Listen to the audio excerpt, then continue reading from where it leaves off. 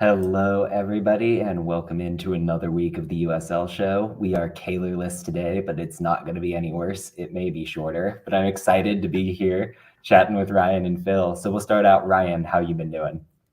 I'm doing well. I here at the end of April, I was looking back through my run stats, and I've run 195 miles here in the first third of 2024. So it's been a productive start to the year. That's insane. Good for you, man. Thank you. I appreciate that. Yeah, and then Phil, how you doing?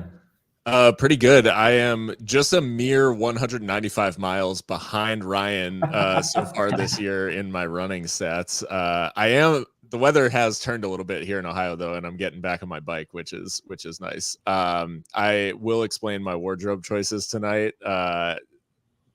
Joking for a little bit, but Talisman Caps hat with Calcio on it. That's a shout out to all of my San Antonio fans for losing to Antonio Nocerino and his Catenaccio in Miami, and then Huddersfield Town for Kieran Phillips who showed out for Sac Republic.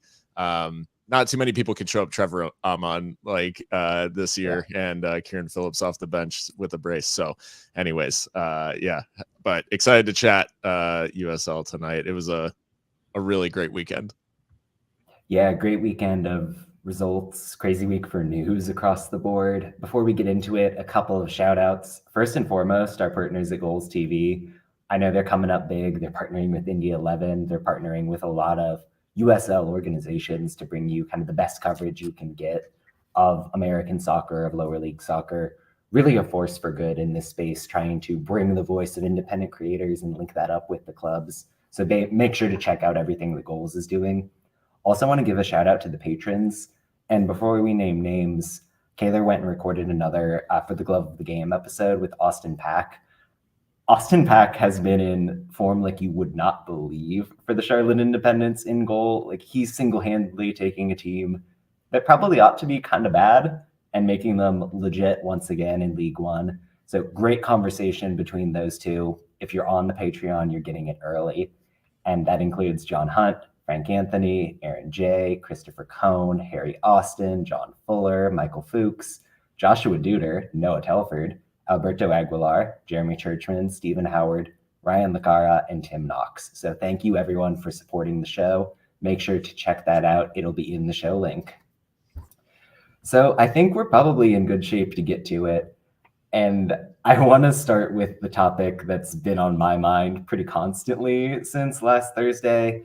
That's the news out of Indianapolis, where after years of effort, after state approval, county approval of a $1.5 billion mixed-use development anchored around a stadium for Indy 11, Mayor Joe Hogsett met with Don Garber and decided we could get an MLS expansion team. We are going to put a stop to what was going to be the real crowning jewel of soccer in the state and more than a decade of work for Indy 11 as a club. So I'd love to get your guys' thoughts before I kind of muse on what this means for me.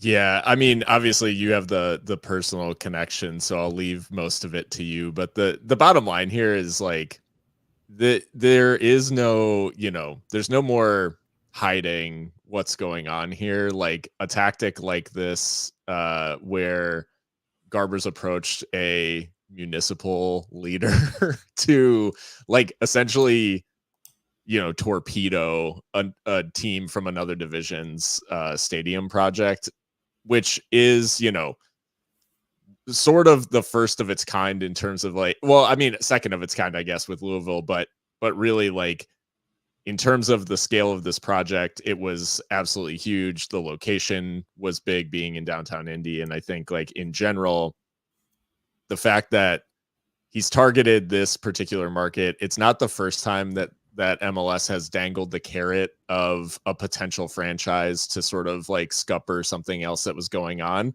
But it is the first time really that they've done it in a way that actively torpedoes like something huge going on for the USL team. This is, I think it was a move that was going to move the needle for USL in a meaningful way. And I think Garber knows that. And he, pulled out all the stops and basically got to a guy in Joe Hogsett who just doesn't know any better aside from this much money versus this much money. Like they probably showed him a couple of PowerPoints of like, here's how much money, you know, Charlotte and like these other like new MLS franchises like brought in. And here's what, you know, Indy 11 could like hope to bring in at USL level and all this stuff. And he probably was like that number bigger than other number. So yeah, there's plenty to talk about here. I think like, it would be hypocritical of me not to mention the fact that like I don't love, well, that's even too weak of a like I hate the use of public funds for stadium development, and it would be hypocritical of me to say otherwise. And the thing is that when MLS, if they ever do come to Indianapolis, which is I would say we're talking like a decade down the road, like it's going to be a long time. I think, you know, they're going to ask for the public money too, and it's going to probably end up being a lot more than what Indy 11 was going to get. So I just think like in general, this is using the hope of an MLS franchise to torpedo something that was actively going to make a big difference for a team that currently plays and is active in the community and has been for over a decade. It's just, it's just dirty. And there's really no other way to look at it. Yeah, and from Gelhardt's really ludicrous interview that he gave after the announcement, what really bothered me from it was just saying, it's like, oh, we host all these events. We've hosted a Final Four, Super Bowl, etc. And it's like, but we don't have a soccer team. And I was like, but you do. You've had a soccer team in this city for over a decade. And I'm sure it was probably a coincidence, but I just think in the back of my mind, you're doing this on the day of their club's birthday when they announced their crest, their branding, all of it. And this is like a deliberate choice from your part. And just like everything that in Gelhardt's speech is just like the wrong reasons to basically want a soccer team. And it's like, oh, we host all these events, but now we don't have soccer and we want to add this to it. And it's like, you're not really in this for like any passion of the game. You're in it because you saw a dollar sign. And it's just really incredibly scummy behavior from MLS to deliberately torpedo a team that is part of their community and wants to AstroTurf in their own franchise. And even Phil was featured in Zealand's really great video earlier this week as well during the halfway point. So if you ever get a chance to go back on YouTube to find that one, Phil cameos in it. I cameo as this guy.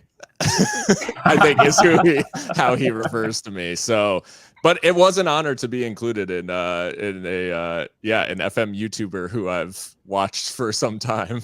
It was funny. Yeah, I mean, just with this entire thing, it's kind of surreal to see like Indy 11 kind of being the nexus point for the soccer conversation for the week. Like, there have been so many soccer war things going on across the years, whether it's San Diego, whether it's the NASL, USL thing. And now like it's coming home for me in a real way. Indy 11 is the reason I follow this sport and the reason I follow this league, right? Like I grew up in Indianapolis. I was there when the club was founded. I was attending games from the first season onward. This is a team that feels like a connection to my home. And you can quibble with the use of public money. You can quibble with Ursula Ozdemir as a human being and a businessman, given the fact that he's kind of relied on somewhat shady local ties. He's someone who has real questionable connections with the Turkish government, which is kind of unsavourable to think about. But at the end of the day, he's lost a lot of money trying to support soccer in Indianapolis, and he's done so in partnership with the Brickyard Battalion and the fans. And it's built up to this point where we're finally going to get a stadium that's going to make this a sustainable enterprise going forward. That's the end game for every team in the USL, is to get into a venue that you control. So you control your revenue streams, you can fill it with dates, you can get a women's team in there and double down on that impact. Indy was so close to that point. And then it just hits this brick wall where MLS feigns interest because they can swoop in, absorb what's already this approved money for a stadium development project, Meanwhile, they don't even have a public face to the ownership. The name that's leaked out is Tom Glick, who used to be an official with the Charlotte FC effort in MLS. He got let go at Chelsea after 10 months because of pretty disgraceful handling of sexual misconduct allegations. Like, that's what's going to risk the existence of Indy 11, a team that matters to people. That's crazy to think about. It's another example of the way that this sport is so poorly governed in the United States of America from top to bottom. There shouldn't be this cannibalistic aspect to the way that things are done. It helps nobody. It hurts the game at the grassroots levels. It's frankly disgraceful to think about. So, I mean, it's a lot of emotion for me involved, but it is more just evidence of a trend of what's going on across the game right now. Yeah. Yeah. I mean, it is seen almost as a zero-sum game, like, by the players in it. There is no room for competition. There is no room for, like, either within or without the sporting side of things. Like, there is no room for competition. There is room only for the, like, lone survivor. And yeah, it's just I think the governance aspect is one that is huge. And yeah, it's tough because this has happened, you know, and I was reminded many times in my mentions that this has happened. You know, USL has also partaken in the wars. Definitely. And they have, and there's no running from that. They've gotten it horribly wrong in the past. And yeah, I don't think that necessarily means that Indy 11 deserve to be the victims of, like, an underhanded tactic like this. So yeah, like, what's happening now doesn't make it right that the league tried to kill Chattanooga FC because of asinine territorial rights. And I'm so glad to see that club is flourishing as they move into MLS Next Pro. Like, at the end of the day, I want clubs that matter to people to succeed and continue to exist, whether that's in the USL or some rival league, because this shouldn't be a competition. This is a sport. This is about community. This is about getting young people involved to build that community out and expand it as time goes on. And we've lost the plot of what the game should be servicing in the long run. Yeah. Well said. Yeah, well, hey, if you're talking about growing the game and especially expanding the footprint of the USL to new territory, talk about the flip side of the coin with everything that the Hearts of Pine are doing up there in Portland, Maine. They released their branding last week. It's so unique. It's a wonderful logo. I'm really excited about what's going on up there. And Ryan, you are muted. Yeah. I mean, I was typing to at least get another great look at the logo, and it's just, like, super unique branding for a club, especially in this country. Just immediately hearing the name made me reminiscent of Heart of Midlothian over in Scotland as well. It's just like another branding type, but it just kind of reinforces that kind of just uniqueness that is afforded to a lot of the teams in USL for their branding. We always poke fun at the City FC United that MLS goes through, and just to kind of set your club apart with this type of branding is just excellent. And especially with someone like Vermont Green in a nearby location as well, just really is strong branding coming out of New England. Yeah, that's what I was gonna say. I mean, I think, like, it is a part of the country that gets, like, unfairly lumped in with just Boston, basically. And it's like there is so much more to New England than simply Boston. And I think we're seeing that with like Ryan mentioned, Vermont Green, Hearts of Pine. I like they had a USL Portland logo that was so good that I was like, that could have been the branding of the team. And then they obviously went a different direction and went very unique. Yeah, just absolutely love it. I think, like, the way that they're approaching things just speaks to what I'm sensing as a rising level of professionalism around ownership groups at the USL Championship and USL 1 level. Like, you know, not even mentioning USL 2 having a ownership group like Vermont Green. That's like a huge like overachievement, I guess, in terms of the level of professionalism there. But yeah, Hearts of Pine, I think it's just it has the right backing. They've had the right ambition, like sort of from the jump. You can tell that they're taking it very seriously, and they're taking it with that community in mind. This is not, this is not some club that's like a cash grab or something like that. It is of Portland. And yeah, I'm really excited to see them get going. I will say they probably were smart in keeping Portland as a part of their identity and not having it in their name, given Portland Timbers and like if people type in Portland soccer, like you're gonna get the Timbers. So yeah, I think they've pulled it off really well, and I'm really excited to see what they do. Yeah, they had more than 1,000 fans at the brand unveiling event, which is insane to think about. I think people have this conception of Maine as like ghost town, middle of nowhere to an extent. The Portland Metro has 550,000 people. Like, I didn't realize how big of a place it is. It's a fairly decent television market as well. This club and the way they're being run, the fact that almost everyone that you've seen announced as part of the front office and the that side of things has a connection to the area or is somebody with a lot of experience within the sports space. This is kind of the sort of club that gives you a meaningful foothold in the Northeast to really expand League One up that direction. And we saw it with Westchester kind of, I don't know did that become official or was it just like a local news article? But I just saw the local news article, the Mount Vernon Stadium. Yeah. But like it's a natural local-ish rivalry for this team for a league that has struggled to get beyond the Southeast. Like, let's be real about it. They need to get out west more, and I think Antelope Valley is going to announce. Are they getting the Hummel kits? Like, we're seeing news every single day about League One expansion efforts making meaningful steps, and Hearts of Pine feel like they're leading the way in that charge.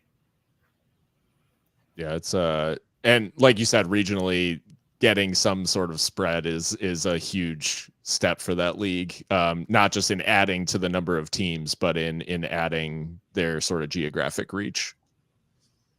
Yeah, and it's the quantity and quality balance where Hearts of Pine is kind of the best of both worlds. So I think I want to take it a little bit back on field to an extent where with the Oakland Roots losing to a bottom of the table Colorado Switchbacks team, the day after, we finally saw Noah Delgado get the sack. He came in the wake of the whole Juan Guerra situation. Oakland missed the playoffs in his first, or didn't they? Did they make the playoffs last year? Oakland was very mediocre at best. They just missed the playoffs in his first full season. I think they made the playoffs and beat El Paso though in his interim year. Yeah, and then missed it last year. They're only 1 point off of the cut line right now as he gets sacked, but you've seen reporting about the fact that people are a little bit displeased with some of the disciplinary issues. This is a team that's got a bottom 5 attack by expected goals. Love to get some takes on everything Roots and everything Delgado. I think Delgado always, and I wrote this in my quick plug protagonist like wrap up of the weekend. Delgado's always felt like away and we're just plugging the whole episode. I talked about the fact that Noah Delgado has always felt like someone who's right on the cusp of like figuring it out and going really crazy and just like taking over.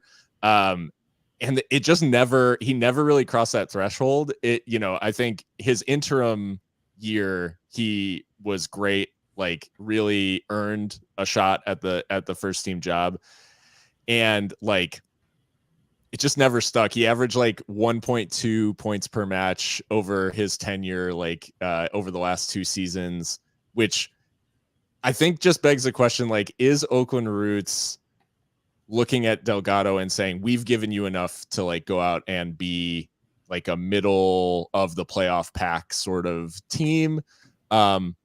Or like, is Delgado sitting there thinking like, you haven't actually given me the tools to go and be like, and perform or I guess compete with some of these other teams in the league that maybe do spend a little bit more heavily on their rosters. So I think it is a little bit of a balance where I think Roots have kind of set him out and said, you need to go outperform sort of the level of the squad, and because you're the manager and you need to like make them better than the sum of their parts. And I think Delgado will probably feel a little hard done by, because they've just always felt a little under-equipped to really achieve the consistency that Roots have looked for over the last couple seasons. And it was of no secret that Oakland had started the year rather poorly. I mean, you had 4 shutouts to begin the season, including back-to-back home defeats against Las Vegas and Monterey Bay, a Monterey Bay result that possibly, with the things that happened after that match, may have played a role in this decision as well. What I found really interesting was one of the last times that Oakland had made a change of a manager was Dario Pott to Jordan Farrell. It happened nearly 3 years ago to the day of mentioning that Delgado had been let go. But yeah, it's just been a really kind of just challenging start to the year for Oakland, and just to see them kind of slip down the table as they have to start the season. It's an interesting decision to kind of make at this point, especially considering that they've just brought in Dom Dwyer as a person who could very much drag a team into a playoff spot. Yeah, and I think I want to kind of frame my reaction here around what Nicholas Murray just asked of, when you think about Oakland, can you see a consistent style that embodies the team? For me, they're a little bit opportunistic. Like, they're going to try to identify who's the guy this season, and they're going to build everything around him. For a stretch, that was Otar Magnus Carlson with Charlie Dennis kind of in the supporting role. They had the season where it was very much a wide attack with Edgardo Rito and Juan Azakar. They don't have that guy right now. Pair in the fact that Paul Blanchette has been down this season, and he's really the reason they've ever made the playoffs, right? Like, the ability of Blanchette to stand on his head, kind of power these late season surges to get over the cut line, that's Oakland Roots soccer. And I think you raised a really good point, Phil, of what this team did in the offseason, and then looking at this roster, I don't know what the expectation was for Noah Delgado. They lost like Danny Barbier, Tarek Morad, Emma Clementa from the back line. They replaced them with good players, but like Camden Riley's been hurt. Hackshaw had the suspension. They did nothing in the midfield, and that's a midfield that, like, no offense, I think is very bad and just not up to par for the USL in 2024. I don't really know what the Dom Dwyer addition solves either, if we're being frank. Like, he's a guy who hasn't scored since before the coronavirus pandemic. He didn't play in 2023. I think Johnny Rodriguez, if you put the right pieces around him, can be a more than like a very solid USL striker. They're misidentifying what's going wrong. And I think that a new leader replacing Delgado can maybe bring in some of the changes you need to just give a fresh look. But I think that there's a bigger rot here, sporting wise, even while this club continues to flourish off the field. And that's really like the rub with Oakland, right? Is like, and what I almost was thinking that, hey, like, do they have someone lined up because like the brand has pull, and they could maybe they could maybe snag someone just based on the fact that they are so visible and so out there in the community. Like, maybe they could get a coach that some might say are like out of their league form wise. I don't know that necessarily solves some of the inherent issues in the squad, which is what you've been hinting at. And I think, like, overall, the fact that Ilya Alexeyev is like a prominent member of the squad, it's not a bad thing, because you love to see young talent flourish. And he isn't the type of player that you think should be like thrust into the like limelight of, hey, you're going to go be one of our stars, or one of our most consistent when you looked at this best team players. In the preseason, he was probably fourth on the right back depth chart. Like, you're going to put Tamakas, you'll switch Diaz over, Camden Riley can cover there. That kind of captures what's going wrong. Yeah. So I think in general, it just, I I have a lot of sympathy for Noah, and I really do still think highly of him as a coach. I think he's pulled off enough like coups with this Roots team to buy him quite a bit of leeway, and I can understand like Roots do clearly have ambition. It's just a matter of whether they're willing to like match their off-field ambition with their on-field ambition. And even looking ahead for the Roots, in their next 7 games, they just have 2 home games, and their next 3 games is coming up against San Antonio, New Mexico, back-to-back away from home, and then Orange County, which isn't going to be the most forgiving of stretches of games in that time. And it could be a really rough adjustment period for any new manager who's going to come in, and you would worry that the season is going to get away from itself before it could really even get started. Yeah, I mean, it's a fascinating case in Oakland. And if you think about the Dwyer edition, and if you read the Rondo today with our man Nicholas Murray writing, you'll know the connection between Dyer and Nick Markanic, where both of them had these historic starts where you're getting the double-digit goals in such a short time to begin the year. And I think that's a natural segue to talk about Charleston and Louisville just continuing to get it done, both of them getting those 6-goal wins over the weekend. Take your pick on where you want to start, because I want to kind of dig into both. Charleston. Okay, there we go. Ryan, hit me up with some battery.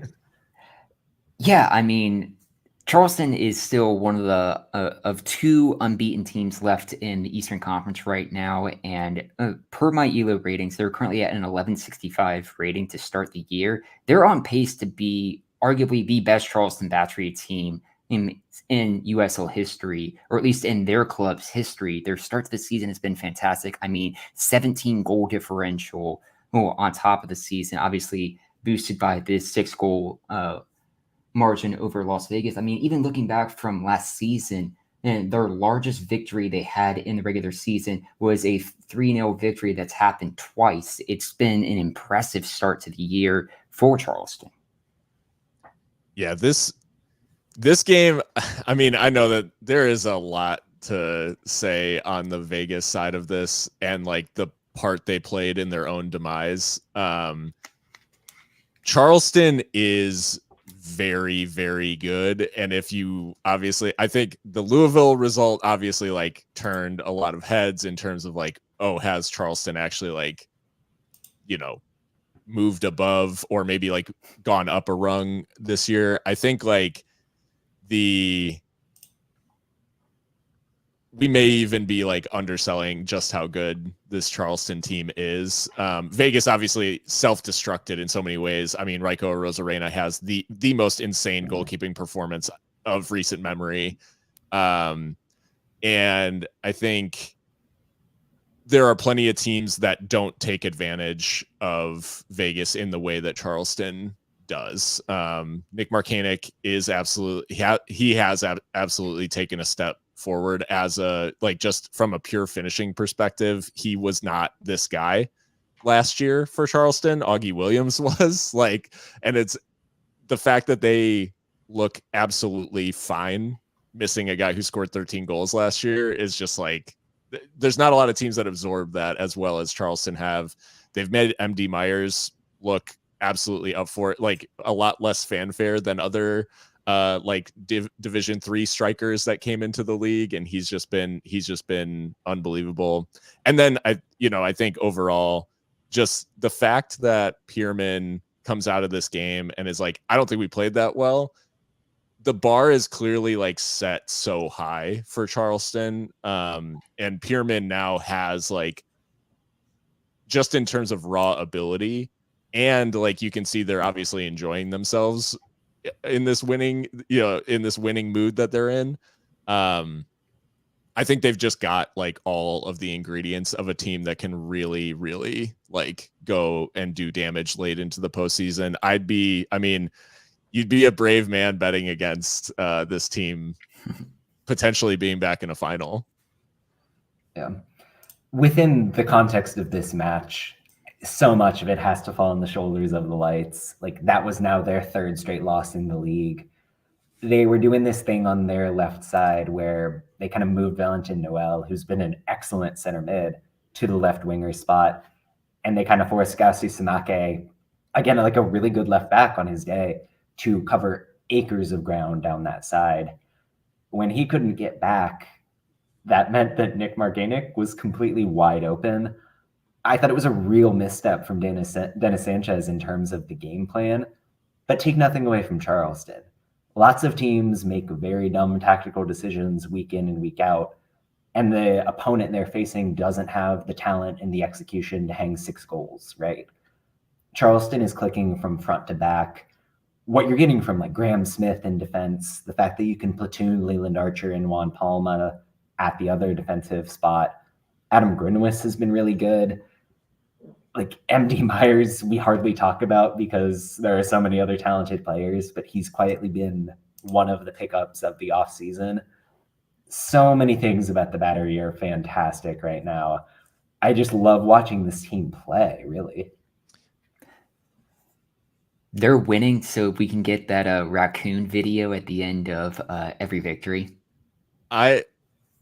My goal for this year is that, like, I've honestly started to, because obviously my team is just like in the mud. We'll get to that later, but I've started rooting for Charleston to win the final, because imagine that video being played on CBS. Like that's what we're on pace. That's what we'd be on pace to do. No, I think, but the couple of hot takes that I have out of this one. Charlie Adams' introduction to this Vegas team has had seemingly a negative impact on them, which is really crazy. And I think it has to do with the balance that they had struck with Coleman Gannon, Valentin Noel, and JC Nagando. Yeah. They had found like this great formula. We talked about it on this show many times. And then he puts Charlie Adams in there and wants to keep the rest of those guys on the field. And immediately it all feels wonky. And some of it is opposition. Some of it is just some like regression, I think, overall from Vegas. But that is, I don't know, Charlie Adams, it has not been a good introduction since he became available. He's a very good player. He's not a holding midfielder in that way. Like when he was so good with San Diego, it was because they put Colin Martin as the guy who would sweep up behind him. And it really let Adams kind of get upfield and do what we've been seeing from Valentin Noel a lot of the time. So lacking that defensive presence, you've kind of got a midfield that everybody's all attack all the time. I think you've got to drop Adams for now and just rotate the squad. Trust the fact that opportunities are going to come. I don't know. Yeah. I mean, Adams essentially played on the left, like for Loyal last season. So yeah, if you watch him and you're like, that will be our number 6, it's like, bad call. Maybe not. Yeah. So, and I just want to shout out Ben Clemens as well. I know occasionally in the comment section what he's doing with the raccoon content and the coverage. Nicholas Murray, by the way, the raccoon content, just excellent stuff. The vibes could not be more immaculate in South Carolina. The Chaz Pandas. And so I think we do have to give equal time to the fact that Lou City dismantled the Hartford team that at times we've been very confident in. Like this was a 6-0 that kind of highlighted Lou City has depth. Lou City has multiple scoring options. So let's get some hot takes on what is happening on the other juggernaut in the East. I think this game similarly, there were a couple of games that actually sort of played out this way this weekend. We saw teams that play or move the ball really well in wide areas take apart teams that play midfield twos. And we talked about the key to Hartford's setup was Anderson Asiadu and Jay Chapman covering a ton of space, just the two of them. And they often like keep people from playing through the lines. Like shout out Ben Clemens in the comment section. With the Fetty Wap reference as well. So anyways, So they had to, like, Anderson Asiadu and Jay Chapman had to cover a ton of space. Jay Chapman's hurt, as we heard in Brendan Burke's press conference last week. So Marlon Hairston comes in. Him and Asiadu really struggled to control anything that was going on with Lou City, and basically they spread the play so much, and Louisville moves the ball so well in wide areas that there was no covering. Like, there's no way for that midfield to be able to deal with it. And you're playing this super attacking, like, even though there were a couple of changes up front, you still are playing a front four of Dieng, Mushagalusa, Epps, and Beckford. They needed to be helping a lot, like, defensively, and that's just not what that front four is going to give you. Like, it's going to give you a lot in attack, and it's not going to give you a ton of, like, tracking back or work rate on the wings and things like that. I think there is, like, and that's not a criticism of those players. It's just they are attackers through and through. And that is just, I honestly, not to be overly harsh and, like, kick him while he's down, but I think this was quite naive from Brendan Burke to go into Lou City and think, I'm going to play my front four as we have been playing, when you're facing a team that can do so much damage. I mean, their wingbacks basically ran the show. McFadden, like Aiden McFadden and Jake Morris, were just, like, absolutely devastating all night. Not to mention Adrian Perez and Ray Serrano, who are just absolute terrors. And then to add insult to injury, like, Davila and Winder, probably one of the youngest midfield pairings in the league, completely nullified, like, anything that Asiadu and Hairston were doing. So it was just, like, yeah, long night for Hartford. But I honestly think that they didn't respond basically to anything that Lou City does well, and went in with just, like, hey, this is the way that we play, and unfortunately ended up on the wrong side of a hammering. Yeah, I really think Brendan Burke, like we talked about it last week on the show, just his post-game press conference after all the reaction to the San Antonio match, even if they weren't going to win this one, and coming into Louisville was already a tricky place to come and play to get a result.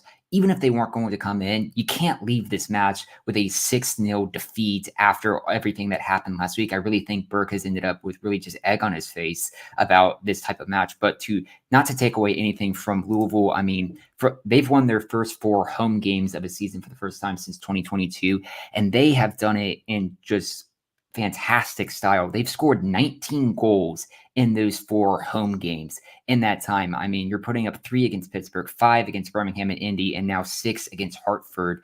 This is a very fun Louisville team. And even coming up this week, they have Orange County, which could be an excellent match for a neutral to watch. Louisville has basically kind of declared themselves back to being the team that we expected them to be after a 5th place finish in the Eastern Conference from last year. And to look on the other side, after this match, Hartford is getting into a really bad time to go and play Charleston. Hartford finished the match with 3 shots. That's not shots on target. 3 shots in the game. I don't know how they FotMob rated Damian Laz at a 7.1. I don't know where that's come from. Because he was basically a passenger in the whole game. But no, it's no shots on target. So just an absolutely brutal evening for Hartford. And I think maybe definitely the most complete performance we've seen from Louisville, even if it was sort of set up for them. Yeah, I mean, a couple aspects, because I want to give Louisville a shine, right? Like, they dismantled everything Hartford wanted to do, and you covered it very nicely there. There have been times this season where you've seen Ray Serrano come deeper from the forward line, pretty much create a 3-man midfield with Winder and Davila, depending on the game state, depending on who you're trying to shut down. That's not what happened here. Like, Danny Cruz decided full bore in the press, we're using the front 3, and we're going to play Winder and Davila basically man-marking that pivot. Hartford didn't have an answer. What I especially liked was the depth of the wingbacks defensively. There have been games this season where, whether it's Jansen Wilson, whether it's Morris and Amadou Dia, you've seen different combinations, but those players have gone quite high upfield in the press. If you're going to shut down Hartford, that's not the formula. You've got to sit those players deeper, make sure that you're not able to get touches for the Mushigaloosas, for the Beckfords, who can beat you on the dribble. So whether it's at front, whether it's at back, Danny Cruz did exactly what was called upon. And then once you win the ball, it's that gorgeous combination play, the way you can get Perez and Serrano running underneath Wilson Harris so effectively. Those later runs to the edge of the box from the midfield were wonderful, and you saw goals come off of that. I think you're absolutely right to say this was the most holistic performance from Lou City this season. This felt like the game where you could put that up at the end of the year and say, I'm Danny Cruz, and this is what I wanted my team to look like in 2024. Like, this is one that you put on the VHS and save for later. Really impressive. And yeah, and hey, plugs. Nicholas Murray with excellent analysis of Elijah Winder, who, when he has been missing for the short stints this season, this is a demonstrably worse Louisville City team. The coverage he gives you in the midfield, front to back, defensively, he's so crucial with the effort he provides. And then he'll give you one of those nice little half volleys from the edge of the box. He's just getting better and better for a young player with so much potential in him. I did want to hit on one other big hitter in the East, and that's Tampa Bay, who got that on the sly impressive 3-0 win over New Mexico. That should have been a headliner in almost any other week of the season, and because Louisville and Charleston did what they did, it kind of flew under. But this was a game on CBS Sports Network, one where the Rowdies looked great. And I mean, this is coming off the back of New Mexico getting 3 consecutive wins in the league, especially off of a very spirited performance they had against North Carolina. This was a match I was anticipating New Mexico to come in and be competitive against Tampa Bay, to even, I think, from my article from last week, possibly even leave Outland with a result. But no, this was Tampa Bay doing what Tampa Bay does, and they are the other team in the Eastern Conference right now who's had an unbeaten start to the season. And they've been doing it, just getting results at home. I think you have to go all the way back to their loss against Birmingham in the playoffs last year to find the last time they've lost a match at home in the regular season. It was against Pittsburgh at the tail end of last year. Al Lang is continuing to be a fortress for the Rowdies. And they did it in sort of a similar way to Louisville, like how Louisville went at Hartford, because that midfield pairing for New Mexico has been so good in Marco Micheletto and Zico Bailey, and they really just like did not let them sleep. Like there was no rest for them. They were harried all game. Like they were just like they were just under pressure, I think. And the press from the Rowdies obviously like pays off in the first half with a goal. And they were just sharp, I think. Like, and that's sort of been the stick that we've beat Tampa Bay with right so far this season, has been like, they're just like, they get a little lax, and they like, sometimes they switch off, and like, there maybe isn't like the sharpness and all that they dispelled a lot of that, like in this performance. Obviously we'll see if they can like keep it going in this way. I do want to give a shout out to Jordan Farr, because the 2 really good chances that New Mexico did have, the one in particular on Dayon Harris, like was this close to scoring against his former club. And Jordan Farr makes an absolutely unbelievable save to keep it. I think at that point it was 2-0. So it would have, kind of gotten New Mexico back in it. Overall really impressive from the Rowdies. I think obviously Jennings and Arteaga, like this is the way, if you will. That's just a very, it's a potent team that is, now seeming to really be clicking. When you saw this team, I mean, I watched their preseason game against Atlanta because it was streamed, and I was struck immediately by the fact that they really want to build through the wide areas. Like, this isn't a team that's as reliant on, okay, we're getting the ball to Charlie Dennis or Lewis Hilton or whoever in the midfield and then daring you to stop them. They want to get those wing backs and get those wider center backs involved. When the moment comes, when you overcommit to that action, then you're playing into the midfield. Then you're hitting Cal Jennings as he drops in for a touch. It's come to fruition in a pretty beautiful way these past couple of weeks. I think I have this right, that Tampa Bay has had more than 3 expected goals 3 weeks running. On the slide, they've passed Louisville City in terms of XG margin, and that's after a semi-rocky start to the year. The Rowdies are steamrolling teams right now. And against New Mexico, like you mentioned it rightly with the midfield, if New Mexico's clicking, they're able to send one of Bailey or Micheletto upfield as an extra runner and let the other one kind of stay lower and dictate. All hands on deck because the Rowdies press was completely overloading them all night long. I'm really high on the direction this team is going. I'm curious to see who can come and challenge the top 3, like especially given what we saw from Detroit over the weekend. But yeah, interesting times in the East. Yeah, feeling a little top heavy maybe, but I mean that can all change week over week, so we'll see. We'll see what the coming weeks hold. But yeah, it does seem like these 3 are certainly starting to separate themselves. In fact, in my ELO ratings, those 4 teams, Charleston, Louisville, Detroit, and Tampa Bay, are the only teams in the Eastern Conference that is above my average rating, and everyone else is beneath that. And those 4 teams above the Eastern Conference are like above and away above that average rating. So they've really just kind of carried this conference when you look at it from the Western Conference, which it seems more spread out. I definitely don't want to see those ELO ratings. You know what? Go ahead. I will say El Paso, despite being bottom of the ELO ratings, they're not worse than the best USL 1 team, which currently in my ELO ratings is Greenville. There we go. As we're transitioning a little bit to the West, I did want to circle back on a question that I meant to ask during the Delgado situation. Given that we've seen the first domino falling, how are you feeling about things in El Paso right now? Yeah, I mean, I think a lot is going to hint. Like Colorado Springs could end up being the Grim Reaper, like a couple of weeks in a row. I do think, based on now, I haven't had any conversations that would suggest like that Brian Claerhaut's job is under threat or anything like that. Yeah. What I will say is that reported attendance remains decent.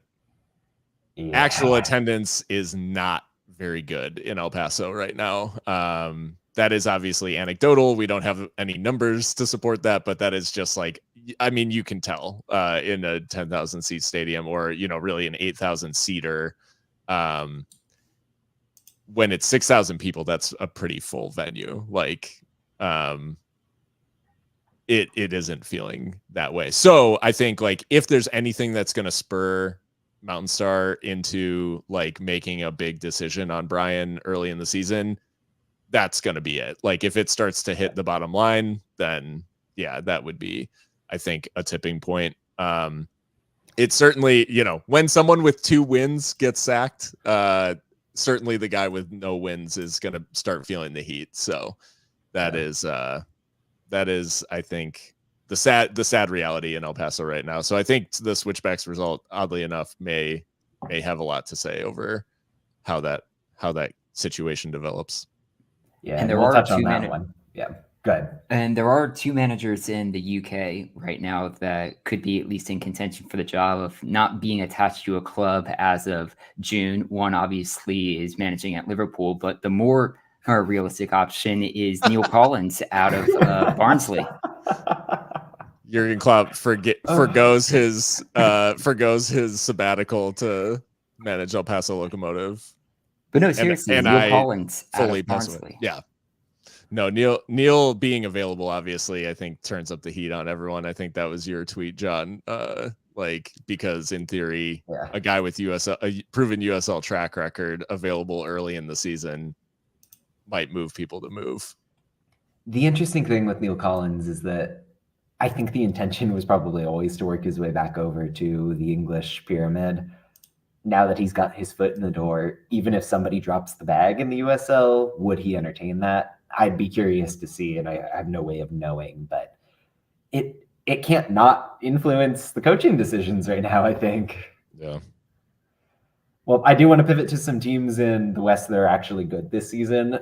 We had a really entertaining matchup between Orange County and Monterey Bay. Orange County looked very good. I think the asterisk here is that Rafael Baca had to go off shortly before halftime. He's been utterly crucial to everything this team has done. But yeah, get some talk on Orange County and what they've been doing right. Yeah, well, I mean, it was great to see them win a game in which they actually outshot their opponent, and didn't rely on like massive overperformance on the finishing side. In fact, exactly. But and not to plug my article again, but you will see that I see the Breaking Bad gifts we can give those a rest for a little bit, because Orange County, I think, offensively do not get away with this in terms of they created really good chances. Thomas Among has one of the misses of the season, and it doesn't come back to bite him. Although there was a similarly bad miss, I guess, from Arteaga in Tampa Bay. Yeah. So neither hurt them, but yeah, it was a couple of tough misses.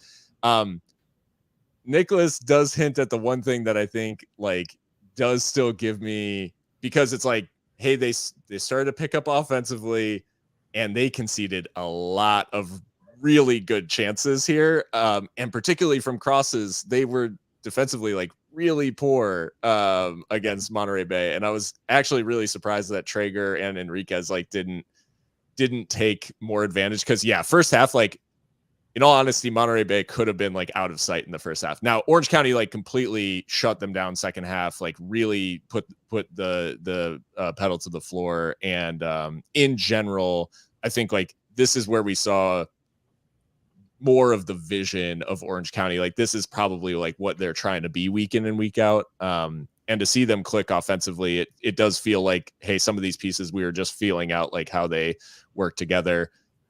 Defensively, like the cross, I think it was overall on the night, like Monterey Bay wins something like 63% of the aerial duels, like across the whole thing. And defensive headers, like they just didn't win hardly any crosses into the box. They were all won by Monterey Bay. So that would be my one sort of like watch out for Orange County. But yeah, you've got a heck of a keeper too in Shuttler. So yeah, I mean, Orange County to start the year, they had 5 clean sheets now. Throughout the entirety of last year's regular season, they had 3 the entire year. This is the first time. What I found interesting was this is the first time since the middle of the 2022 season that Orange County had back-to-back shutouts, and then they followed it up with a massive victory like they had here.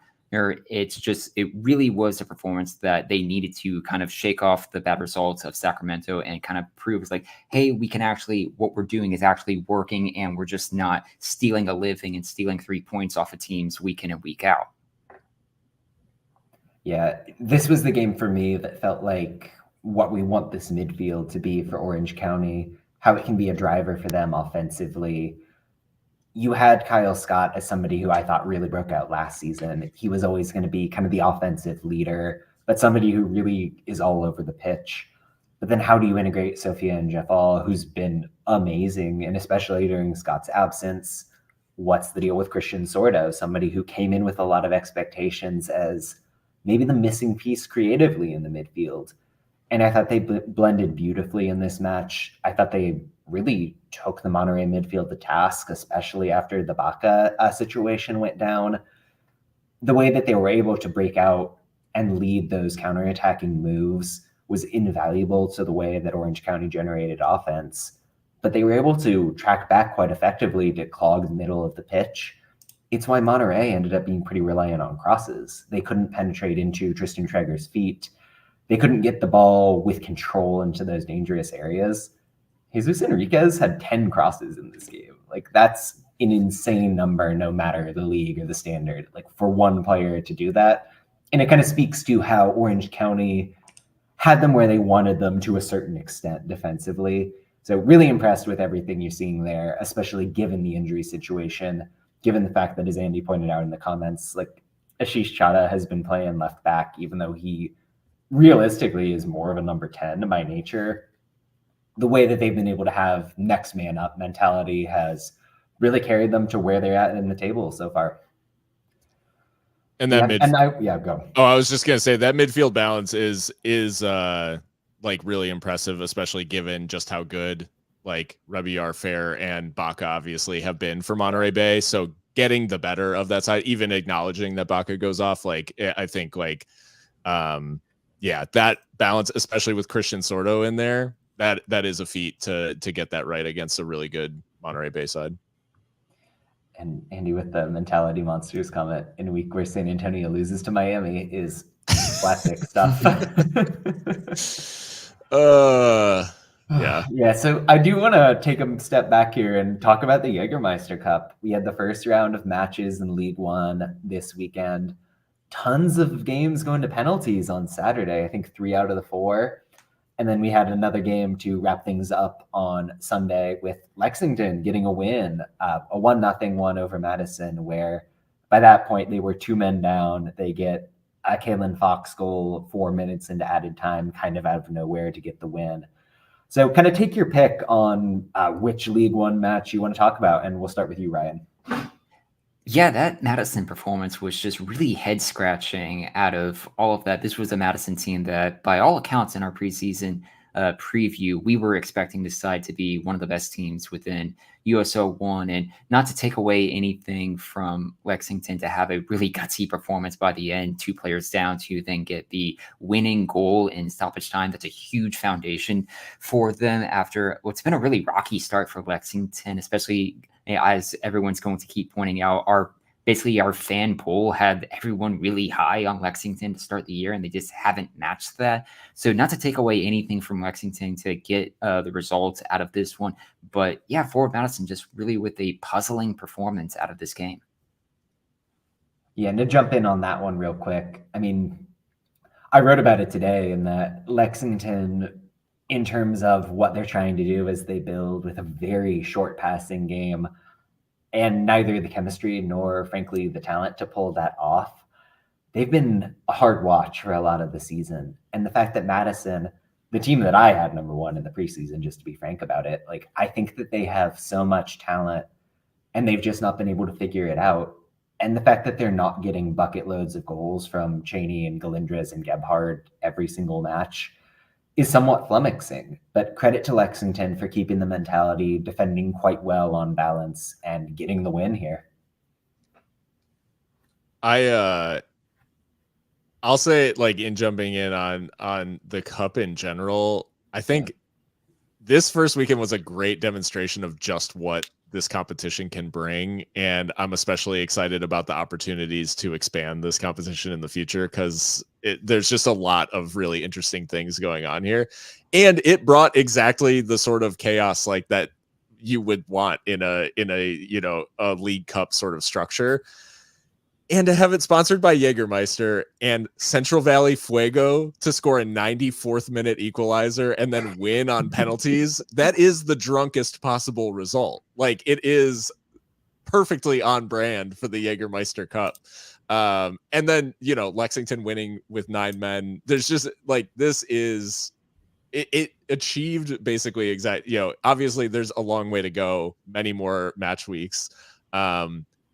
And it just, like, it had that feel of, like, this is what we're looking for out of this in-season cup competition, is this sort of chaos.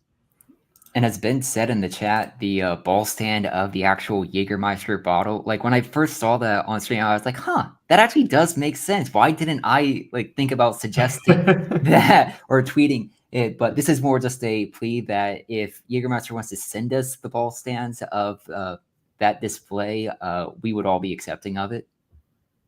I really do think, though, like, the way that Jaegermeister has, like, leaned in to this and, like, really embraced it, and it just has the feel of, like, I don't know, when there are random sponsors, like, going back, especially in, like, English, in English soccer, there would be, like, random sponsors for, like, 2 years of the League Cup or the FA Cup or something like that.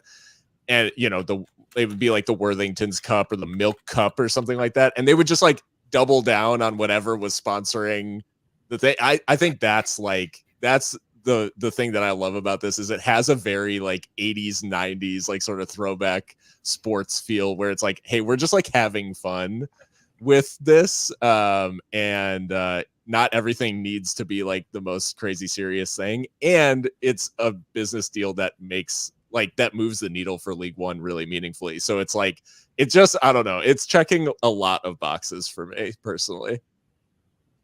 A lot of these games kind of felt shaggy and fun and a little bit all over the place. Like you mentioned the Fuego game.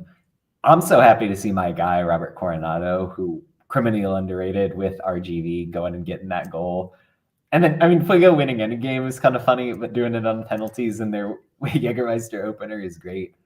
I mentioned it from the get-go, but Charlotte just frauding their way to another win with Austin Pack being God mode. Like, that's amazing to see. I'm excited to see where the cup goes. Does this level of entertainment continue on as we get a little bit deeper into the group stages? What does this cup look like in the future? But hey, if week one is any indication, like high expectations. What I'm going to find really interesting is moving forward is like the tiebreaker is going to be about goals scored for many of these groups. And we're looking at a lot of these initial games, and all of which were very fun to watch. No one scored more than one, Yeah. I think. Yeah, there was no match that had more than 2 combined goals scored in it. AKA, if you're a betting person, just take a look at that for the next League One weekend. But I still think it's that's going to provide a very interesting dynamic moving forward. And even just having penalties to have that kind of I don't want to say randomness, but just to have that dilemma at the end of all of these games is going to be a lot of fun. Like Scotland does a group stage format in their Leagues Cup that starts the year, that ends in penalties as well. That makes that competition a lot of fun. And I think this is something that USL Championship clubs should be looking into for next year and saying, this is honestly a blast that we should be participating in. Just don't find yourself in a penalty shootout with Austin Pack. That is like, if Charlotte Independence was in MLS Next Pro, they'd win the league. Because they could just draw their way to a championship. You never get involved in a land war in Asia. Never get into a penalty shootout with Austin Pack. Exactly. It's one of the classic blunders. Before we get into predictions, I'm going to ask the question a little early. Any other games we want to talk about from the week that was? Or just any news items? Should we mention in Kaler's absence the Southern Harm? Yeah. Memphis Rip. Took them to task. Like, I'll say that. And I thought it was an interesting squad choice from 901 to not start Knight Pickering up top. Nico Brett obviously recovering from injury, but going with Marlon, going with Luis Fernando as this very pace-forward front line was kind of what the doctor ordered to let them get out on the counterattack. They were pretty happy to absorb what Birmingham was coming at. And credit to the Legion, like Kobe Hernandez-Foster and Enzo Martinez were really on their game in the pivot. Memphis kept their structure. They understood when they could get out in transition. Birmingham didn't have a reaction. And the Legion, for me, I'll fill the Kaler role. I think they've been just too passive all season long. Like, they never want to press. They're constantly sitting back in their own half. You see some bright moments from them in possession, but they're not doing anything to get into those positions in the first place. Like, they're too content to just sit and let the game come to them. And we've seen it season over season at this point consistently. When the Legion are at their best, they're pressing high, often in this kind of Hartford-esque 4-2-4 shape. Tommy Stone, for whatever motivation is behind it, doesn't want to pick that up. And Stephen Glass knew how to beat Birmingham because of it. So credit to Memphis there, but I think it speaks to a lot of the problems we've seen for the Legion so far. Yeah, I think for Memphis, I do think there was something about this game where Bruno Lapa was like taking it personally. Yeah. The fact that he was celebrated so wildly after both goals against his former team was just like, I'm sure that hurt quite a bit for Legion fans, but they also they really were ruthless, which this Memphis team has been very poor in finishing their chances up to this point. They didn't create a ton, but they really made the most of the chances that they did create. Birmingham doesn't create a big chance like the entire night. So it's it was a lot of like more speculative stuff. That being said, Tyler Derrick like has easily his best game in a Memphis shirt. He makes 6 saves. Not all of them were like crazy, but a couple were very good. And I think on a different night, like this could have been very different. But yeah, a spite fueled Bruno Lapa like absolutely ripped him apart in those couple of moments. And I think they, like you said, Memphis was just a little bit more proactive, and they took those opportunities down the flank. Marlon just in particular, like finding the space and really making him pay with both those assists. So yeah, tough one for Legion. Not the worst performance of the year, but it obviously will sting the most. Yeah, Kaylee threatened us with a pre-written rant that we were supposed to read, but that never came to fruition. So now he's just gonna have to tweet it. At 2 a.m. We did get a comment shouting out that the Pittsburgh Riverhounds are getting a W League team, which couldn't be more excited about. That's a city that increasingly has, I mean, you never see an empty seat at Highmark at this point. The fact that they're extending it to the women's game, you know it's going to be both well run and well supported. Incredibly excited for that. Yeah, I mean, it's a W of a move to go to the W League. I just think it that's terrible, but it's really like it is really amazing. And I think like just add a organization that's been around, like whenever these clubs that have been around for what is like, I mean, when you've been around as long as Pittsburgh has, they're essentially like eons old in American soccer terms. So yeah, it's just like them adding a women's team. It's just this momentum around USL teams, like adding women's sides, building a club culture. It'll make those arguments, you know, whatever, we're going back to the Indy thing. It should make those like that connection even deeper with the city and make these sorts of things, these reactions to when someone else is trying to come into your backyard, like when you've made this sort of impact on the community, it does give you more of the goodwill to go and you know, fight back. So yeah, good on Pittsburgh. And this is how I think every USL team should be moving at the moment. And to continue on the W League news, you get Tampa Bay with announcing 2 more signings as well this week with Riley Parker out of Kaler's, Alabama, and then another local product in Viviana Bissett from South Florida as well.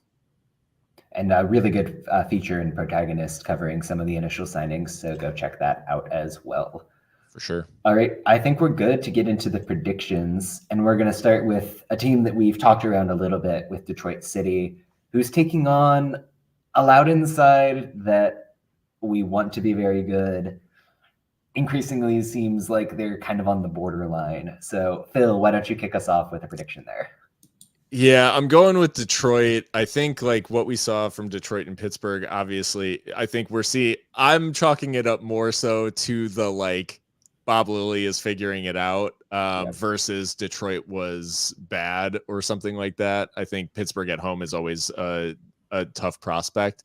And they really did seem to click. I think Detroit's also a tad unlucky in a couple of moments. Like, you know, you can have the arguments about the penalty or the red card or whatever, but I think Detroit bounced back with a win. Loudoun, they can't seem to connect like and get all of these players that we're so high on to really be good all at the same time. Like there are sort of these games where certain pieces go missing, and when they're all firing, there is hardly a team in this league that can hang with like the likes of Velo and Zach Ryan and Kwame Awua. Like these players are very good, and they just like putting it all together just hasn't really happened since the first couple of games of the season for them. And I mean, it does bring us to like most cursed managerial fit of last weekend, Ryan Martin or Antonio Nocerino in the training. I almost took a picture and then I realized, wait, he follows me on Twitter. I shouldn't be making fun of his outfit. And then but then on Monday I posted like the 21 Savage edit of Yeah, Ryan Martin. So that song, I'm trying to remember the word that was used in the Seriously Loco group chat to describe the use of that song over Ryan Martin's fit, but I think it was something like foul or like something. Yeah. It was wonderful. all right, Ryan, let's get a pick on this one. Yeah, we've mentioned it before. We really want this Loudoun team to be good. They're currently only 1 point out of a playoff spot, but their 2 wins this year have come against teams that are below them in terms of points earned on the season. They kept it close against Louisville, but I really think this Detroit City team bounces back with this one. Interestingly enough, when Detroit has played Loudoun, they haven't lost before. That's 4 wins and 1 draw. And when they have played Loudoun at Loudoun, they've picked up a 3-0 and a 4-0 victory in that time. I really think it's tough to see Loudoun winning this one, so I have Detroit. Yeah, I mean, Loudoun last weekend in Sacramento, like Juice Gundrich had to be in the back line. You had Riley Bidwa and Abdel Latif Abukora on the wings. In no way, shape, or form is that what Ryan Martin thought his starting 11 was going to look like this season. They've had these really targeted injuries that have kind of thrown everything off balance. I think when Loudoun has Khalil El-Medkar back at full health, when they can play the midfield that they want to play, they're going to be in good shape. That's not going to be the case this weekend. And I think Detroit City against a team that isn't going to sit in like Pittsburgh is too potent an offense to stop. So I do have Detroit winning this one. So then we're taking it close to home for you, Phil. We've got this Colorado Springs El Paso game. I thought the Switchbacks looked quite good when they took down Oakland last weekend. El Paso, maybe less so. So what are you thinking here? Yeah, I mean, I think a combination of how Colorado Springs got at Oakland and the low confidence of El Paso, I think it's a bad combination. They're definitely meeting the Switchbacks team at the wrong time. Switchbacks, with how Malik Foster is like coming into this wide playmaker role that he's like occupied. Hanya has looked very bright on the left side. And I just think overall, teams that are good in wide areas are a big problem for El Paso so far this year. So I unfortunately am taking Colorado Springs. I do think that the one wild card here is the fact that like this El Paso team is very much like up against the ropes in terms of their 8 games winless. There are like massive questions being asked, obviously, of the manager, of the squad. Is it being set up for success?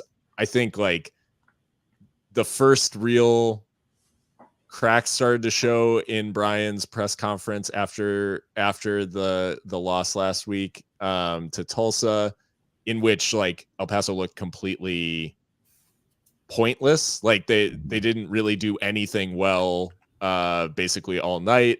The fullbacks again were sort of like the best offensive pieces, and it didn't mean anything meaningfully in terms of shot creation and things like that. So all that being said, it was the first time that Brian seemed like he might tinker with the system. I think it might be too little too late in terms of like just tossing something else out there and seeing if it sticks. If they haven't trained it, if they haven't like built any sort of cohesion there. So yeah, I think unfortunately Colorado Springs, they are on the up, like, and I think we haven't even seen like the best version of this Colorado Springs team yet. And unfortunately, like for El Paso, I don't know how they go from that Tulsa performance to a win in a week's time. Yeah, what was interesting for me looking at this historically is in the previous 15 matches, El Paso actually weirdly has a good record against Colorado Springs. I mean, that's 13 of 15 unbeaten, and they're unbeaten against Colorado Springs when playing at Colorado Springs in 7 games in that time. If you look at the previous the 3 games that have played against both of these teams, I mean, you've seen in Colorado Springs, both teams have found the back of the net with a combined 15 goals scored. I'm going to back a draw on this one, but I think historically, El Paso is playing a team that they perform well against. Yeah, I ended up picking a draw here because I just can't believe that the Locomotive with this squad are going to keep putting up these results, which is pretty much just a blind faith pick. I think if you want to get past what the Switchbacks are doing right now, it has to start in the center of the pitch. And I think it's going to be put up or shut up time of, is Brian Clairhart going to do something to activate the Rivases and the Moshavans of the world to kind of diversify the attack and use those players in a way that's fruitful? I don't necessarily trust that that's the case, but I really am just picking on vibes here. So draw. One more championship matchup to hit in the predictions, and an interesting one with Phoenix Rising coming off a pretty big win at Rhode Island last Friday. Sacramento with Kieran Phillips, the focus of today's USL Tactics show, so go check that out. And I mean, the subject of Phil's kit that he's wearing right now. So let's get some picks on the Rising and the Republic.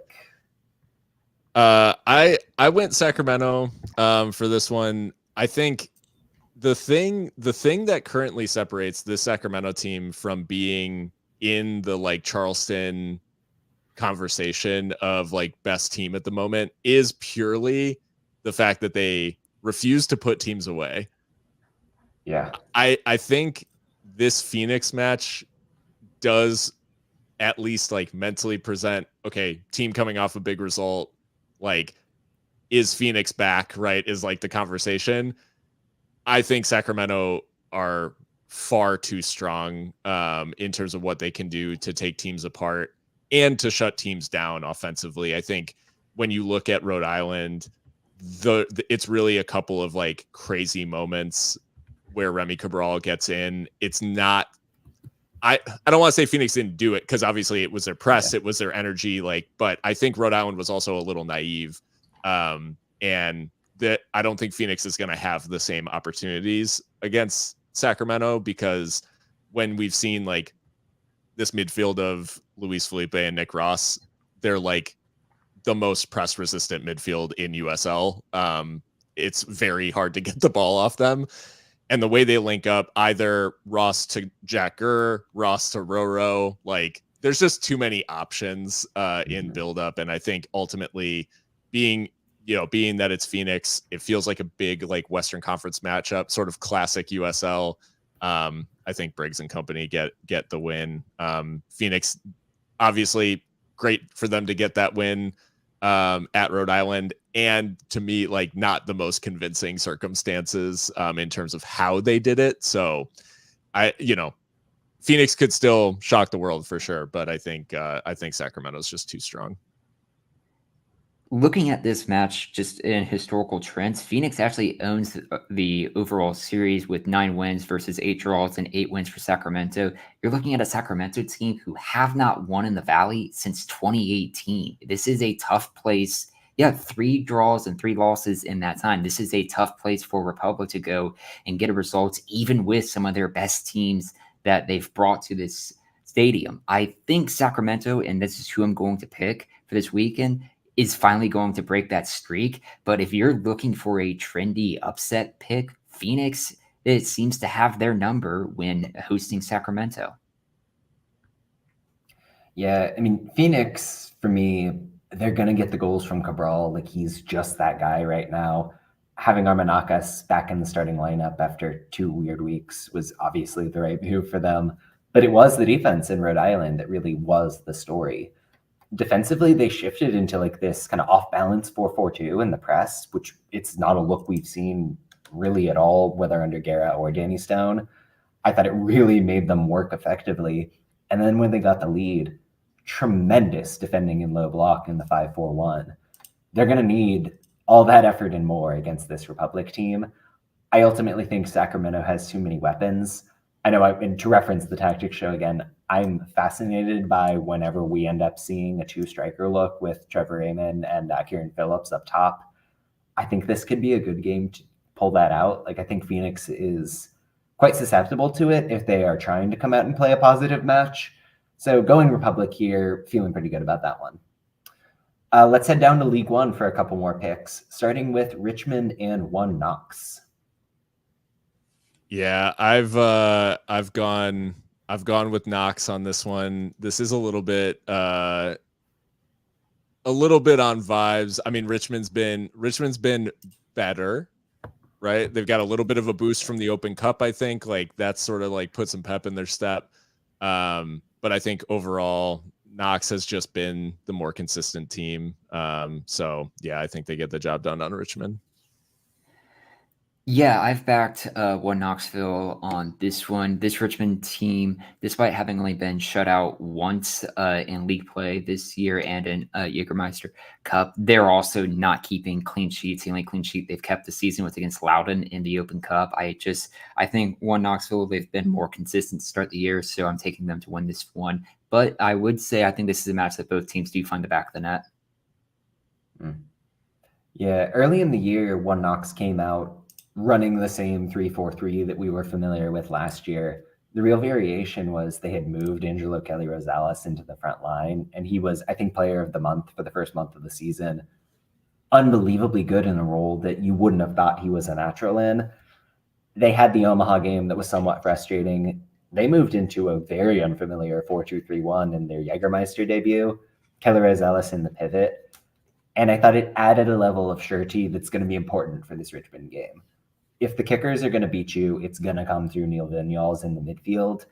If you've got someone like Angelo Kelly who can nullify that, I think that sets up 1 Knox, a team that looks a lot more dangerous across the field than they really ever have in League One. I think that sets them up to go and get a win here. I'm feeling pretty high about this team generally, so I like the fact that if they can shut down a Richmond team that in theory could give them challenges, it's going to mean something going forward. And then one more League One game to hit on, Union Omaha, who just mentioned, facing down with Tormenta. Yeah, I've got Omaha in this one. I think Tormenta obviously have had a couple of really, really great results in the league. And I think the question mark with them is just when they come up against really, really good opposition, is that something that they can always pull out of the bag? They've been inconsistent. Like last year, they were the picture of inconsistency. They've been sort of up and down to start this season. And Omaha, I don't know that we've just the weird scheduling start to the season for them, not participating in the first round of Jaegermeister games, but then they have a Wednesday game this week, with the against NoCo. And so they play midweek and then play Tormenta. I think this team just needs a little bit of momentum. I think we're still yet to see sort of the best consistent version of Union, but I think they'll still have enough to get past Tormenta at home. I mean, this is already a busy week for Union Omaha. I mean, you have NoCo tomorrow in the Jaegermeister Cup hosting Tormenta, and then they host Sporting Kansas City in the Open Cup next week for just a incredibly busy period. But yeah, I have Union Omaha winning this one. They're unbeaten, 7 wins and 3 draws against Tormenta all time. Only once in that time has Tormenta held Union Omaha scoreless, and I think Omaha really continues a really good run of form and to start the year unbeaten with this win on the weekend. Yeah, I mean, 2 teams that tactically have been interesting to me this season. Omaha kind of sticking with the same principles that made them so successful late last year, but doing it in a bit of a different shape, kind of trying to get more of a focus on the wings. Tormenta very recently adopting a back 3 after Ian Cameron has kind of been the patron saint of the back 4 for years with Tormenta. I think the new look that Tormenta are running with is really well thought out to activate their best players. You're getting better touches for Connor Doyle, Ajmir Spengler, who's been probably the breakout player of League One in that attacking midfield group, gives him the space he needs to get on the ball, dribble past opponents, really take you on one-on-one. Ultimately, I think Omaha is a bit too experienced and a bit too well drilled to lose this game, but I think it's going to end up being a tight one overall. So that's it in terms of predictions. I'll give one last call if we've got any stray USL thoughts lingering out there? And if not, Ryan, give me something else. What you've been watching, what you just thinking about lately? Yeah, so there really hasn't been much to at least watch. I enjoyed the Shogun finale. I'm still like halfway through X-Men 97, so I haven't gotten through that. But I guess for something to watch for on the weekend, obviously listening to this podcast, no one needs you to convince to watch more soccer. But at 7:30 Eastern time a.m. on Saturday, the championship final day is one of my favorite days across all of English football. And just to see the promotion battle between, if we're going to see Ipswich Town make back-to-back promotions from League One up to the Premier League for the first time in 22 years, or if Leeds are going to Leeds it again. And just the relegation battle has been exciting. So that's just that's going to be a lot of fun to watch on Saturday morning.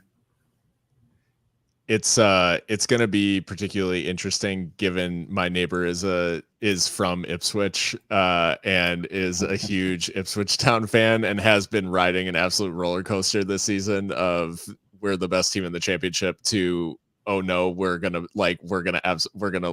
bottle this promotion. So yeah, he's been experiencing the ups and downs of life.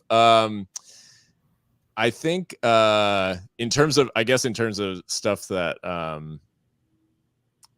interesting USL connections all over the place. Yeah, that's wild.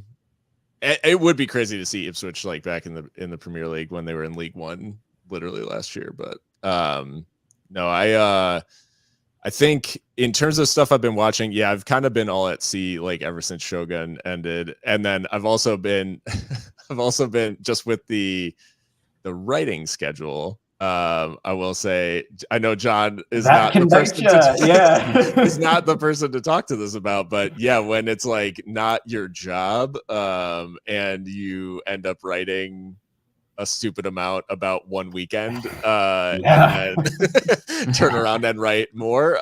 Yeah, it is a taxing game out there. So please read it. Yeah. Make my like poor personal decisions worth it. I don't know if you see your readership numbers from Protagonist, but there's nothing more crushing than like when I publish a Substack thing and no one cares. Like that really makes you question a lot of things. it hoits. Yeah, I guess on my front, boy. Okay, I've been working through this year trying to see or finish up seeing every movie that has ever won Best Picture at the Oscars. 96 movies in total, dating back to the 1920s. And I am down to 5 movies left to go. Wow. What is the standout? Oh boy. Okay. Best one that I hadn't seen previously. Oh boy, Unforgiven, I think, which is Clint Eastwood kind of revival of the Western from 92, I want to say. Quick on its feet, really moves. I think it's interesting in the lens of like kind of deconstructing the genre and how like a Western movie is built around this very cold, unfeeling hero, and what are the consequences of that when you kind of look at it from a real lens. I think it's a very both entertaining and thoughtful film in general. On the bottom end, there was one from the 60s called Tom Jones, which is just one of the straight up worst things I've seen in my life. Like bafflingly stupid. It's kind of like a Victorian era kind of thing, but a sex comedy at the same time. None of it works. Don't recommend.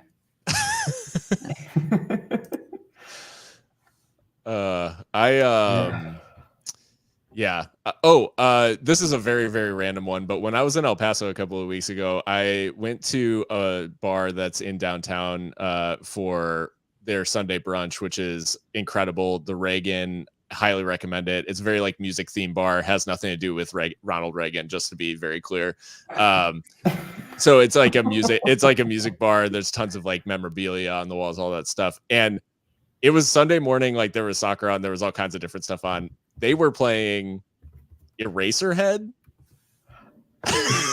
Now this has been my other project of I'm trying to work through all of Lynch, so that's great. There is something truly wild about watching David Lynch on a Sunday morning. It is. Man. I don't know if there's like an opposite of going to church, but that might be it. Like in terms of watching Eraserhead on Sunday.